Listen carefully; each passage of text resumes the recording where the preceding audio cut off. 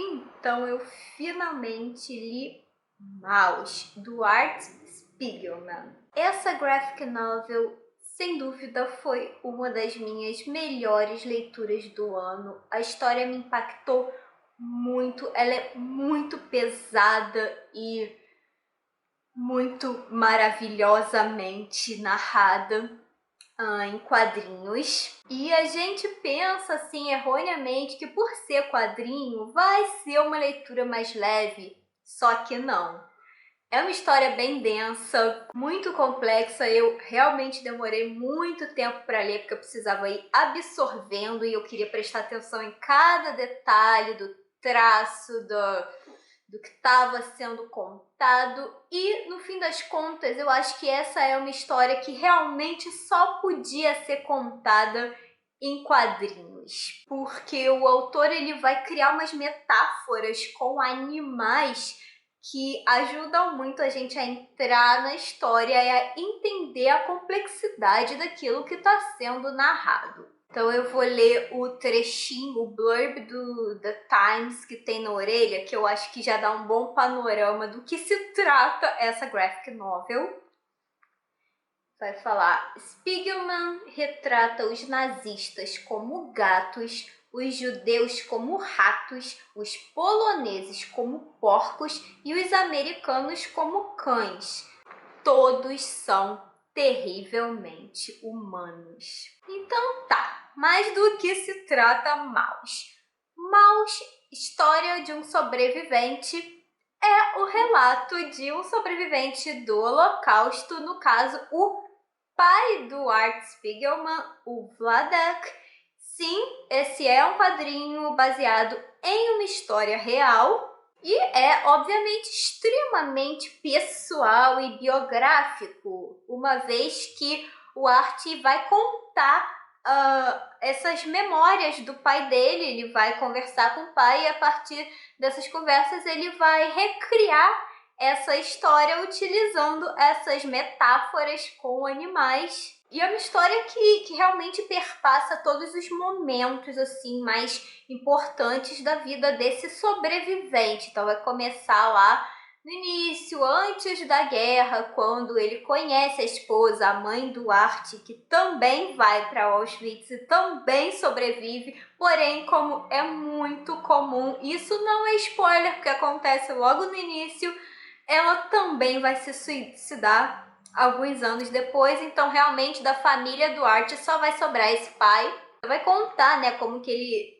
conheceu a esposa, como eram os anos prósperos, eles eram de uma família rica, tinham muito dinheiro, e como que isso foi decaindo, se degradando conforme a guerra ia avançando. Então ele vai narrar esses tempos, o início da guerra, quando ainda não se sabia ainda o horror, a dimensão do horror que estava por vir. Então as pessoas demoraram a fazer alguma coisa, a pensar em fugir e tal, porque de início ninguém pensava que ia chegar ao nível absurdo que chegou, né? Então a gente vai passar por toda essa trajetória, passar pelos guetos, eles fugindo, e eles passaram muito tempo fugindo e perdendo muitas coisas, tanto bens materiais quanto membros da família ao longo desse tempo. Então tudo muito sofrido até chegar ao Auschwitz, e posteriormente vai ter um epílogozinho, né, contando o que acontece depois, né, depois da liberdade, depois que a guerra acaba. Eles eram judeus poloneses, mas após a guerra eles acabaram indo para os Estados Unidos e lá constituíram família, e foi aí que o Art nasceu, e isso vai ser contado também ao longo da narrativa. E o Art vai usar essa metáfora, né, como eu falei, de representar cada grupo étnico, cada ator social envolvido na guerra na forma de um animal. E é muito simbólico isso, né, o fato de os judeus serem os ratos, serem as presas que estão acossados, e os nazistas, os alemães, na verdade, serem os gatos, são tipo os predadores. Então é muito simbólico, é muito forte isso. Maus é originalmente dividido em 2 livros. Essa edição aqui da Companhia das Letras traz a história completa, né? Traz os 2 livros numa edição só, mas ele originalmente foi publicado em 2 edições com um intervalo de alguns anos. No primeiro livro, a gente é efetivamente apresentado os personagens principais, quando a gente acompanha o Art se aproximando do pai para pedir que ele conte essa história, porque ele tem interesse de escrever sobre. O pai meio que é a única pessoa que sobrou. Os diários da mãe dele se perderam também, então ele realmente só consegue acessar essa história com os relatos do pai, só que eles não têm uma relação muito próxima, né? A gente vê o tempo todo que tem uma rusga ali, que tem um afastamento entre pai e filho, e que com o tempo a gente vai entendendo o porquê. Então o primeiro livro vai contar o início da história, como que ele foi sobrevivendo ao início da guerra, fugindo à perseguição aos judeus, ao antissemitismo, até não ter como mais, e o livro termina quando eles finalmente chegam a Auschwitz, e o segundo livro vai contar a história a partir daí, né? Vai contar, tipo, os horrores de viver em um campo de concentração. Ele vai passar 10 meses em Auschwitz e mais um tempo em outros campos já no final da guerra. E nesse meio tempo, assim, paralelamente à narrativa da guerra, que é uma narrativa, é uma rememoração do passado, a gente vai sabendo também o que está acontecendo no presente, né? A história fica o tempo todo indo e vindo entre passado e presente, então a gente tem esses relatos da guerra misturados à narrativa do presente, a interação entre pai e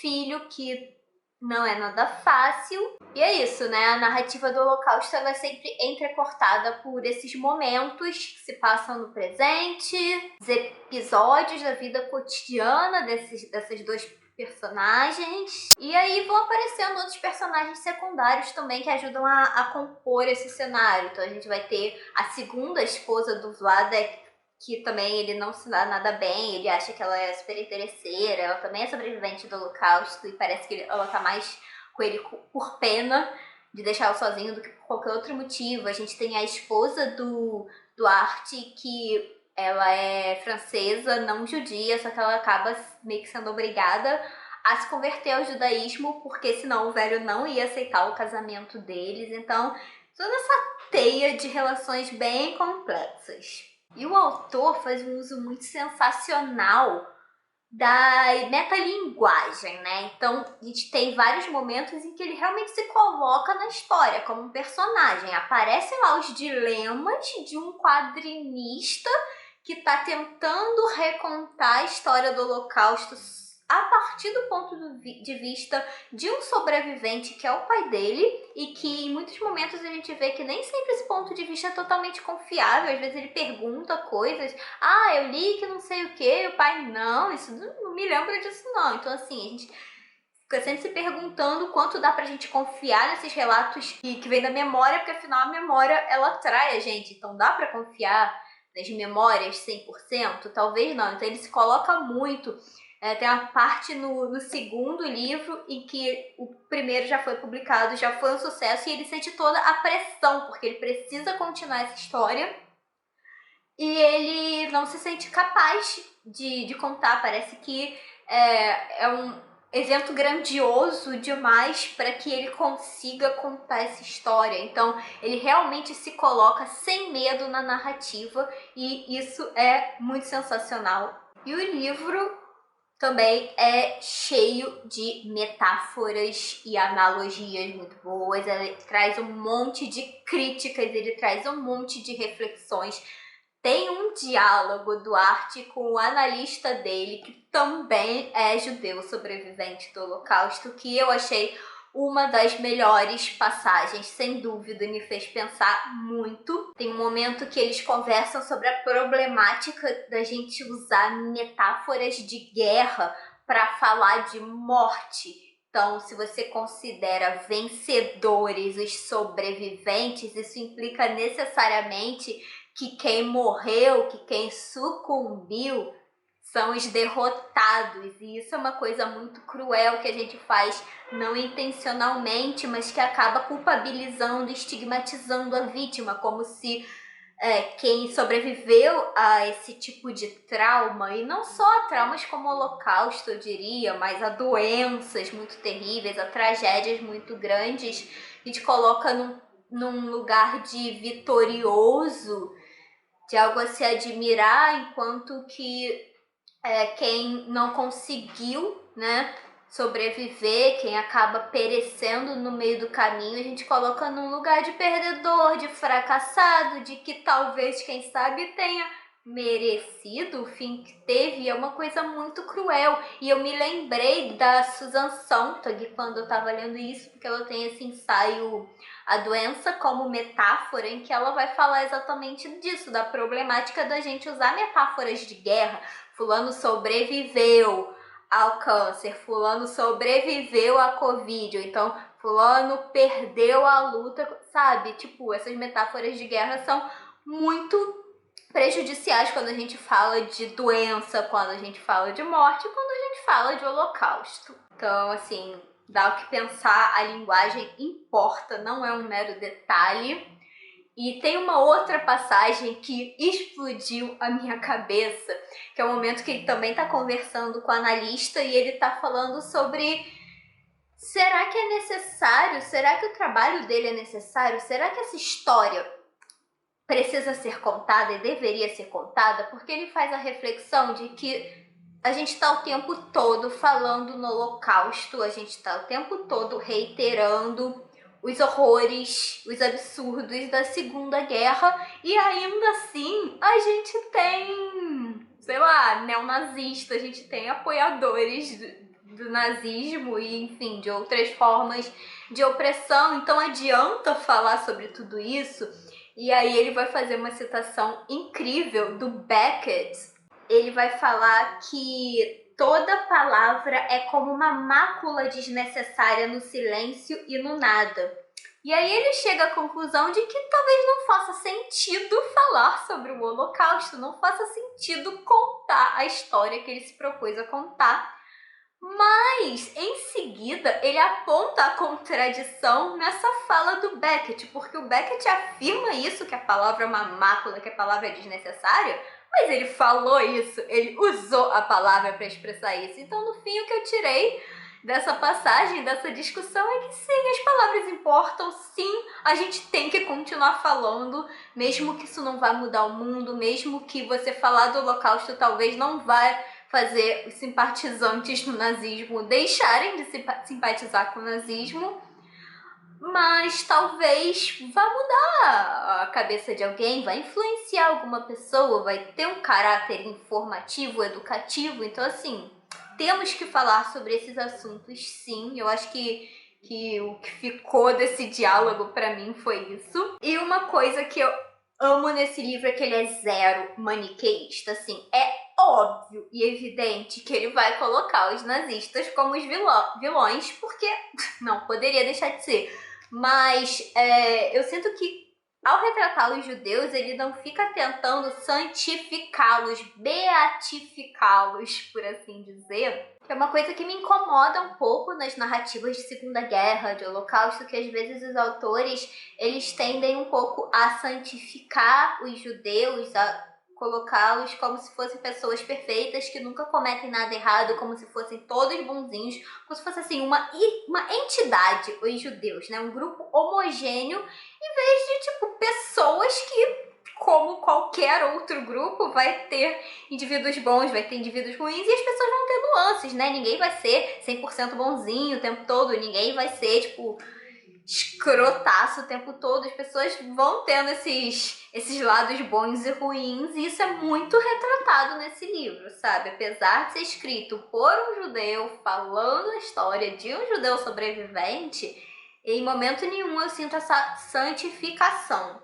Então a gente vê que tanto o velho quanto o filho, eles vão ter seus defeitos, eles vão ter suas virtudes. Então é um livro que, como eu falei, ao mesmo tempo que você consegue sentir empatia por conta de todo o sofrimento envolvido e da injustiça de tudo isso, mas ao mesmo tempo você se pega questionando o comportamento deles a todo instante. O velho, né, o Vladek, ele é exatamente o estereótipo do judeu mesquinho, super sovina, que acumulou dinheiro a vida toda, não gasta para absolutamente nada e tá sempre julgando os outros e é super machista com a nova esposa, né, a Sismoki, e ela só tá com ele por dinheiro, que ela é interesseira, então tem essa coisa muito apegada a dinheiro e tal, só que ao mesmo tempo a gente consegue entender porque isso, com certeza, é um reflexo, né, de todo o período de miséria, de escassez, de não ter o que comer,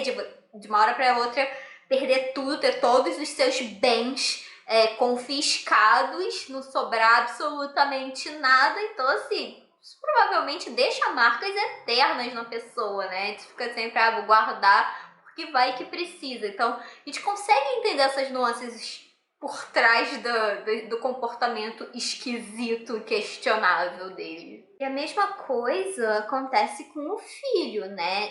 Em muitos momentos o filho tem um comportamento completamente egoísta, parece que ele realmente só se aproxima do pai porque ele tá interessado na história, ele tá interessado no livro dele. Então, claramente, em alguns momentos, ele enxerga o pai como um fardo, né? Aquela pessoa que tá ficando velha e que ele vai ter que cuidar, ele vai ter que dar um jeito nisso, e ele não quer de jeito nenhum, porque eles não se dão bem. Então, assim, ele tem essa parte muito egoísta, mas ao mesmo tempo também dá pra entender, tipo, o trauma de uma criança crescendo numa família de sobreviventes do Holocausto, conviver com essa dor, com esse trauma. Praticamente não sobrou ninguém da família, o irmãozinho dele morreu na guerra também, antes dele nascer. Então, assim, conviver com todos esses fantasmas, você crescer com isso, não deve ser nada fácil e provavelmente lidar com as idiosincrasias do pai, com as suas manias, com esses comportamentos muito problemáticos também deve ter moldado um pouco ele como pessoa. Então, assim, de novo, dá pra entender da onde isso vem. E o Art Spiegelman deixa isso bem claro, né? Que os personagens, eles não são essencialmente maus ou bons, eles são muito humanos ou ratos. Mas tem uma passagem que eu achei muito genial também, que o Vladek, ele é extremamente racista com uma pessoa, né, que aparece, determinado personagem que aparece, e ele faz comentários horrorosos sobre pessoas negras que roubam, que ele não confia, que não sei o quê. E aí a esposa do Art fica completamente transtornada, ela acha um absurdo e ela fala, como que você consegue ser tão racista, porque você tá fazendo exatamente o que o Hitler fazia com os judeus. E ele fica escandalizado com essa comparação, né? Ele acha super ofensivo que ele realmente se coloca num patamar de superioridade. Então a gente vê que essas relações, elas são complicadas, minha gente. O ser humano, ele é complexo. As minorias, não necessariamente por elas fazerem parte de um grupo minoritário, elas não vão oprimir outras pessoas. Não é necessariamente porque você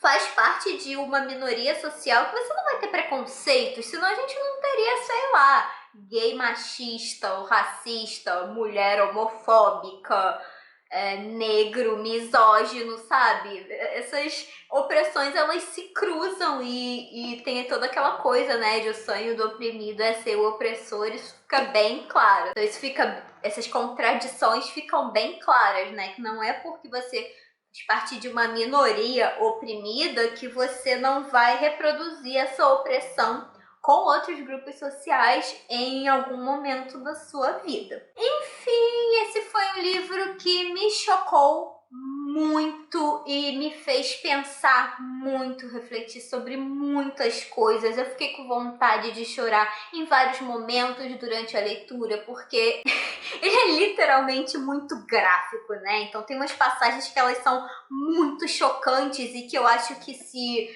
fosse um texto corrido, elas não iriam chocar tanto, mas como você tá vendo aquilo explicitamente, choca ainda mais, o impacto é ainda maior. Então, assim, foi um livro complicado de ler, que eu não conseguia ler muito tempo dele por dia, porque dá aquela embrulhadinha no estômago, sabe? Você tem que parar e se recuperar. Eu recomendo muitíssimo a leitura desse livro, até para quem já tá saturado de histórias sobre a Segunda Guerra, como é um pouco o meu caso, porque ele realmente é diferente de qualquer outra coisa que eu já tenha lido sobre essa temática.